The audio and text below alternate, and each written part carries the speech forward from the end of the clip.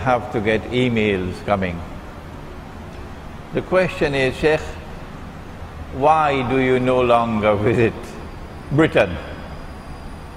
And why do you no longer visit the United States and Canada and Europe and Australia and these countries and India and now even Pakistan?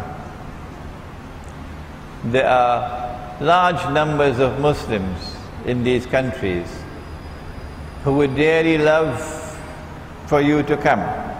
Even France, where they speak French. And they are constantly inviting me, and I am constantly declining. And they want to know why. And my answer is that I do so for the same reason that Nabi Muhammad alayhi salatu wasalam made hijrah from Mecca. Why did he leave Mecca? Answer: because of a problem of security. And I choose not to go to these countries because of a problem of security. That's my first answer. And I should have the freedom to decide what is security for me. But there's also a second reason. And it is this: that in these countries you have governments which have sent their armed forces into Iraq, into Afghanistan and other countries.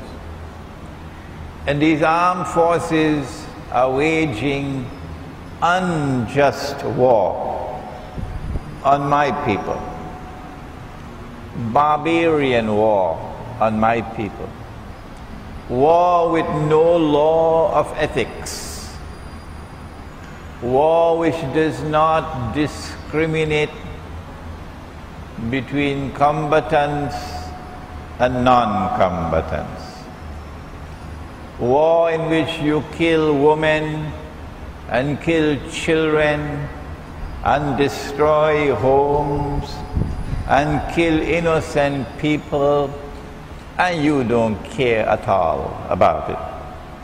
You call that collateral damage. Islam has a higher standard of morality than that.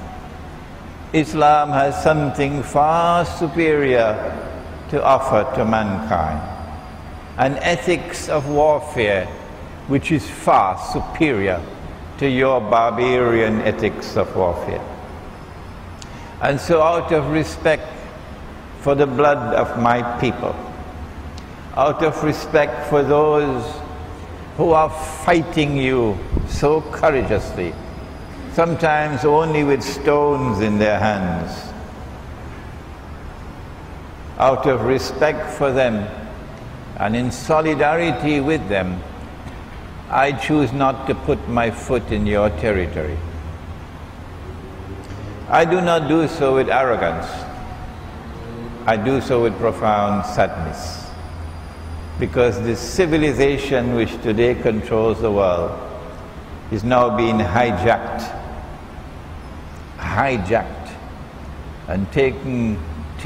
and being taken on a road which will destroy all of mankind.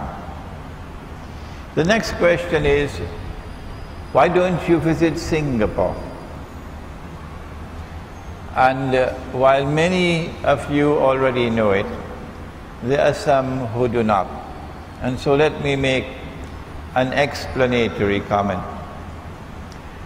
I have had profound affection for Singapore because my teacher's teacher, Maulana Abdul Alim Siddiqui rahimahullah, visited Singapore many times in the 1920s, 1930s. And indeed, there is a masjid in Singapore which has been built and named Masjid Abdul Alim Siddiqui, rahimahullah. And his student, Maulana Dr. Muhammad Fadlur Rahman Ansari, who was my teacher.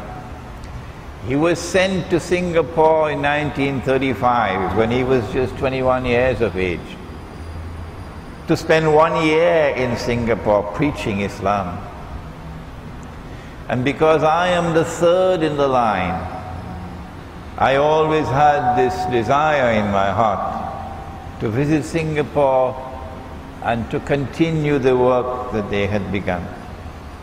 I visited Singapore for the first time in 1988, and I was very warmly welcomed by the Muslim community. And I continued visiting Singapore until 9/11. And by that time, by Allah's kindness and grace, I had already become perhaps the most popular speaker on Islam in Singapore, in the English language. But when 9/11 took place, the Muslim community of Singapore responded by flooding to my lectures in such large numbers that no hall could accommodate them. And people would have to go back home because there was no space in a huge hall. The government of Singapore responded through the organization that they controlled by then denying me a permit to speak. That is Singaporean democracy. So I'm not allowed to speak. I can enter the country, but I cannot speak. Shame on you, Singapore. Shame on you. I don't speak with bitterness. I speak with sadness that you should deny a scholar of Islam the freedom to speak. So then we chose to use a small room that could accommodate about 40, 50 people. And I would give a talk for about 45 minutes, and they would leave, and then another group would come. But there were 300-400 people outside waiting to come. So then I got a message, you're breaking the law. Well then, we started giving talks in people's apartment, in the sitting room with about a dozen people present.